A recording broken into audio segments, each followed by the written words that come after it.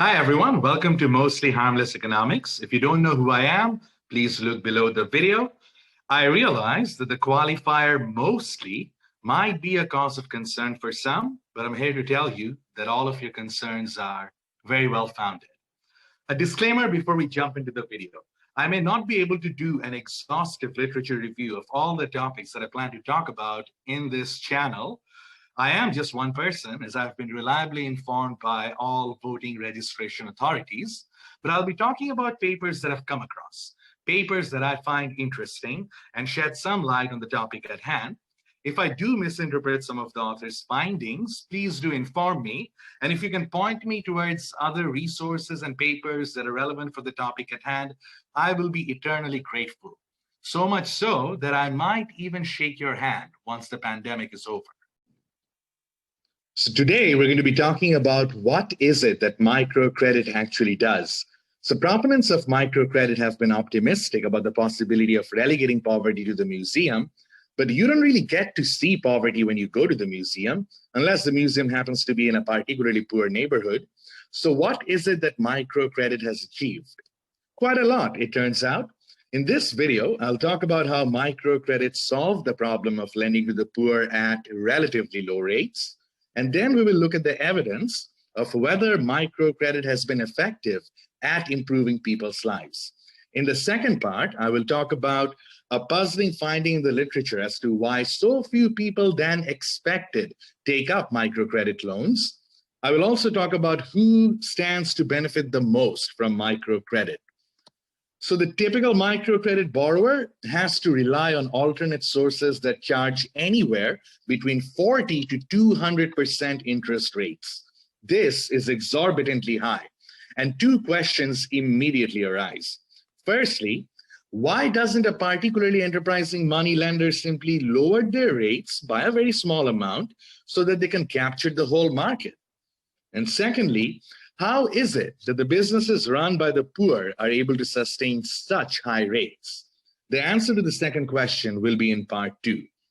For the first question, I want you to spare a thought for the moneylenders. Yeah, I realize I'm essentially asking you to have sympathy for the devil, but we need to understand the problem that they're trying to solve to understand why microcredit is better than them at solving this. Turns out, it is actually very costly to lend to the poor who often do not have any collateral. This is because if you are a moneylender, firstly, what the hell are you doing here? Secondly, you have to devote a lot of resources and manpower to monitoring the recipients of these loans. And these loans to the poor are typically not that big. So the monitoring costs are even higher as a fraction of the size of the loan. Moreover, with high interest rates, the incentive to default becomes higher, which means even more resources are needed to make sure borrowers comply. And that's why the cost of lending to the poor is actually very high for the moneylender. And this is something that conventional banks are simply not able to do or are simply not willing to do because they simply do not have the resources to keep track of all of the movements of their borrowers. But as it turns out, microcredit is able to get around this while enjoying very low default rates. So how is that even possible?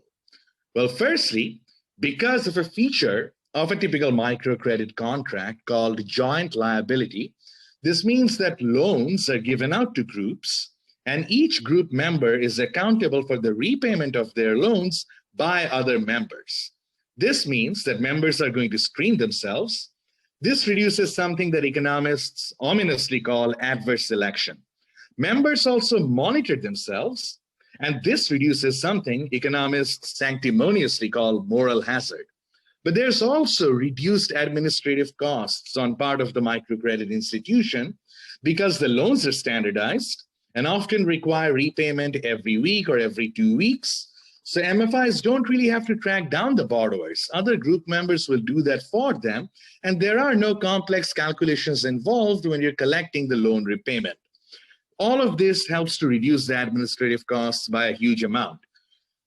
The rates are still pretty high that microcredit institutions charge, but they're orders of magnitude smaller compared to what the conventional money lenders would charge.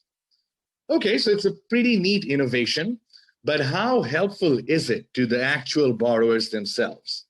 So the first paper to systematically and rigorously examine microcredit is by Banerjee, Duflo, Glennerster, and Kinnan. And when they first made their paper public, they received quite a bit of pushback, which was surprising to the authors since they actually thought that their results were a vindication for microcredit, but apparently their findings were not universe-shattering enough for some, hence the pushback.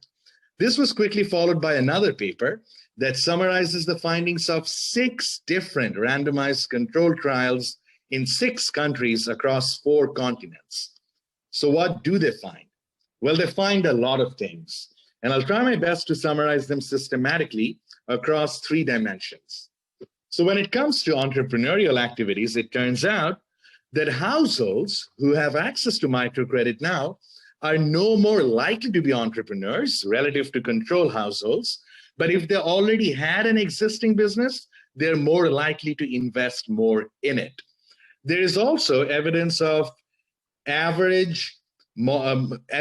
modest increases in average profits or size of these businesses, particularly in the upper tail, which means that those households which already had a base to build upon, which already had a fairly thriving business, are the ones that stand to gain the most. We will see later that this overall modest average increases masks something that economists gatekeepingly call heterogeneity. In this context, it means that some may have actually benefited a lot, even though the average effects are fairly modest. So are households better off? Unfortunately, there is no significant difference in non-durable consumption or real income of these households.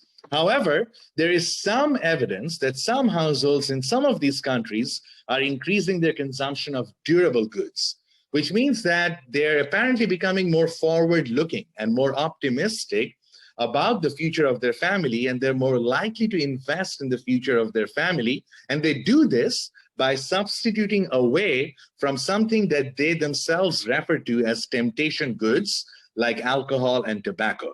So this might be a very good thing. There's also some evidence that there is an increase in business income of these households, which offsets some of the reductions in their wage income. So it turns out that these households are becoming less reliant on wage income, which might be a good thing, since there is quite a bit of evidence that among the poor, those who rely on wage income work much less often than those who are independent business owners. And are women more empowered? Surprisingly, over this short to medium term horizon of 18 to 36 months, these papers do not really find any effect on women empowerment. Although I would be interested to know about the long-term effects, since we know that cultural norms suffer from a lot of inertia, and it might take longer time horizons for those norms to actually shift relative to economic trends. However, among all of these studies, Mexico is an exception, where women empowerment went up by a small but significant manner. Still, the effects are not really that big when you compare microcredit to other programs like conditional cash transfer and so on. So the authors of the first paper say a bit unenthusiastically that, in short, microcredit is not for every household, or even most households, and it does not lead to the miraculous social transformation some proponents have claimed, despite some of the positive effects that these studies have uncovered. And the authors of the second paper say, a bit anticlimactically, that just as there is little support for microcredit's strongest claims, there is little support for microcredit's harshest critics. So, however, there is still a puzzling finding from all of these experiments. It looks like very few eligible households are actually taking up on the microcredit offer, which is surprising given that most of these households have to rely on alternate sources that charge a much higher interest rate. So we're going to talk about this puzzle and ways to overcome the low take-up rate and more in the second part. Thanks a lot for listening. I will see you in the next one.